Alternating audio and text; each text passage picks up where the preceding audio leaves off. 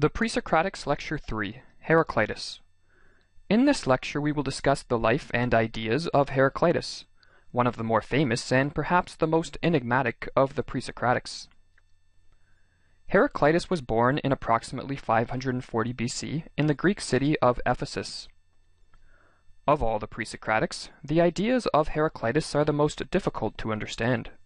Ancient philosophers struggled mightily in attempting to decipher his paradoxical aphorisms, and subsequently nicknamed him the Riddler and the Dark.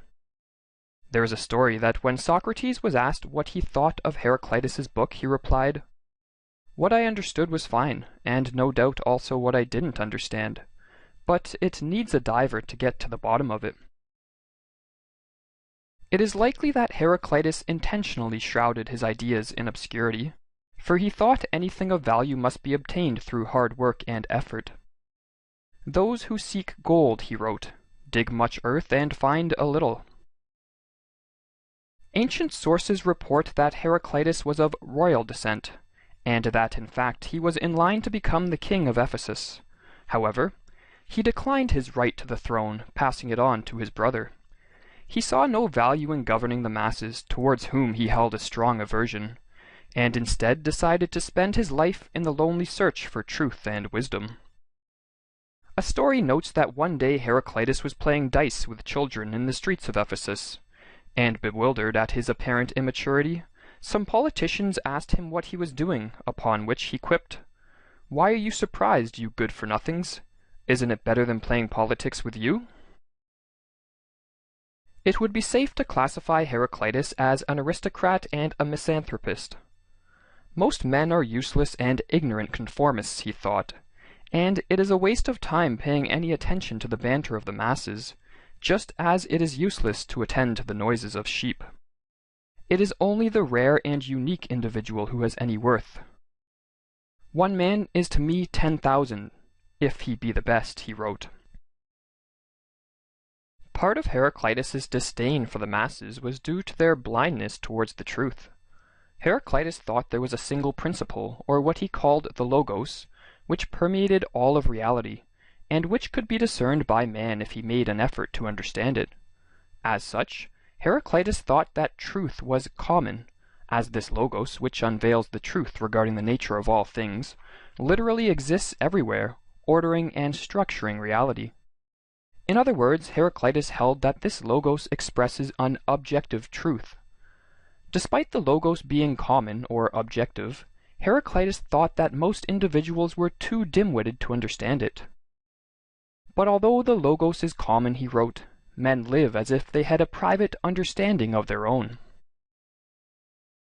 In other words, most men live in their own petty and constricted reality tunnel, perceiving the world through their own illusory private beliefs, desires, insecurities, and opinions, blind to the magnificent and divine truth which nourishes and orders all things. The masses, forever remaining ignorant of the common truth which pervades all things, spend their days sleepwalking. Heraclitus condemned this ignorance. "Other men are unaware of what they do while awake, just as they forget what they do when asleep." How does one wake from their spiritual slumber and seize this divine truth? Such a task, thought Heraclitus, one must perform on one's own. An understanding of the Logos cannot be obtained through academic study, nor by listening to the teachings of a philosopher. The best that one who knows the truth can do is point to it, but ultimately the individual must see the truth through his own eyes. While all the other Pre-Socratics erected philosophical systems by building on the ideas of their predecessors, Heraclitus arrived at his ideas solely through inner contemplation. "I searched myself," he explained in the opening of his book. The philosopher Diogenes reverberated this idea. He was no man's disciple, but said that he had searched himself and learned everything from himself. Heraclitus's vision of reality is encapsulated in three different intertwined ideas. Everything is in flux, the world is an ever-living fire, and war is the father of all. Heraclitus is perhaps most famous for his river statement. "Into the same river it is not possible to step twice," he wrote. This statement is not merely an observation about rivers, but instead is symbolic of the nature of reality. The first-century philosopher Plutarch expounded this point. According to Heraclitus, it is not possible to step into the same river twice, nor lay hold twice of any mortal substance in one permanent state.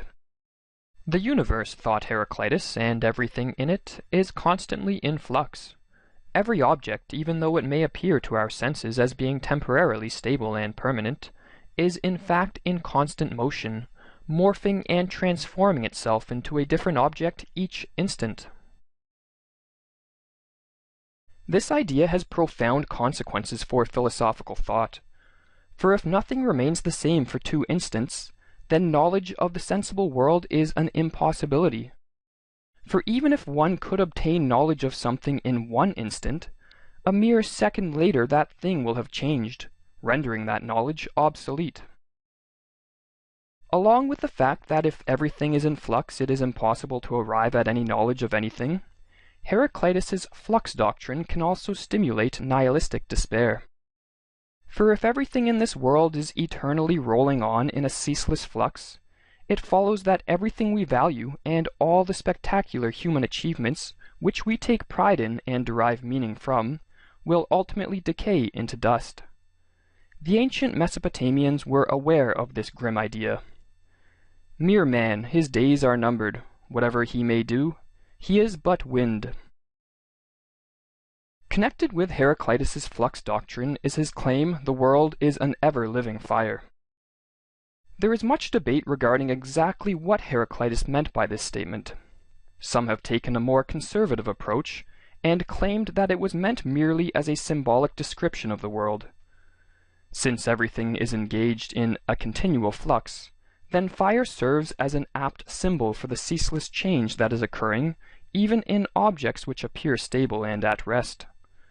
However, there is evidence to suggest that Heraclitus in fact was aiming at something more with his statement, "The world is an ever-living fire." The Stoics, who were heavily influenced by Heraclitus, identified fire with the Logos, and claimed that the fire of Heraclitus permeated all things and was rational and responsible for the government of the whole world. Heraclitus also stated that a man's soul is fire, and that when an individual exercises and cultivates his most divine feature, his reason, then his soul becomes pure fire, hot and dry. "The dry soul is wisest and best," he wrote. And just as the dry and hot soul is best, he claimed that to have a wet soul is the worst for man. A man when he is drunk stumbles and is led by a beardless boy, not knowing whither he goes, for his soul is wet. Another fragment signifies that when an individual dies their soul turns to water. For it is death to souls to become water, and death to water to become earth, but water comes from earth, and from water, soul. This quote leads us into the final idea of Heraclitus's we will consider: war is the father of all. War is the father of all and king of all, Heraclitus stated. Everything that comes into existence, Heraclitus thought, does so only through the destruction of something else. Fire lives the death of air, and air of fire. Water lives the death of earth, earth that of water. Other Greeks thought the elements and things in this world were engaged in a sort of war, so to speak. However, they called this war evil, and longed for a stable and permanent reality where peace and rest reigned supreme. Heraclitus was unique, for he envisioned the war and strife which all things in the world are engaged in as good. "Strife is justice," he wrote. Not only did Heraclitus think that all elements and things in this world were engaged in a war with all other things, but each object, each living thing, he thought, is constituted by opposing forces in tension. To explain this idea, some scholars have used a strung bow as an example to illustrate how all things are made of opposing forces and hence subject to internal tension. As William Guthrie explained in his first volume of A History of Greek Philosophy, "Look at a strung bow lying on the ground or leaning against a wall. No movement is visible. To the eyes it appears a static object, completely at rest. but in fact a continuous tug-of-war is going on within it, as will become evident if the string is not strong enough or is allowed to perish. The bow will immediately take advantage, snap it, and leap to straighten itself, thus showing that each had been putting forth effort all the time. The harmonia was a dynamic one of vigorous and contrary motions, neutralized by equilibrium and so unapparent. Since everything is in flux, for Heraclitus any apparent harmony conceals an underlying strife. To conclude this lecture, we will close with a quote by Nietzsche, who was heavily influenced by the ideas of Heraclitus. Nietzsche took Heraclitus's idea that all things are constituted by opposing and warring forces, and applied this idea to the nature of human beings. In our culture, it is common to think of the good or even the great individual as one who has overcome their strong and evil passions and cultivated internal peace and harmony. The good individual is one who is devoid of internal tension, or so it is commonly believed. In Heraclitean fashion, Nietzsche strongly disagreed with this assumption. The great individual, he thought, is one who is constituted by a strong internal division, where evil and good passions are engaged in battle with each other. It is through this battle, he thought, that one develops strength, insight, and wisdom. A passage contained in The Will to Power conveys the influence Heraclitus had on the development of the ideas of Nietzsche.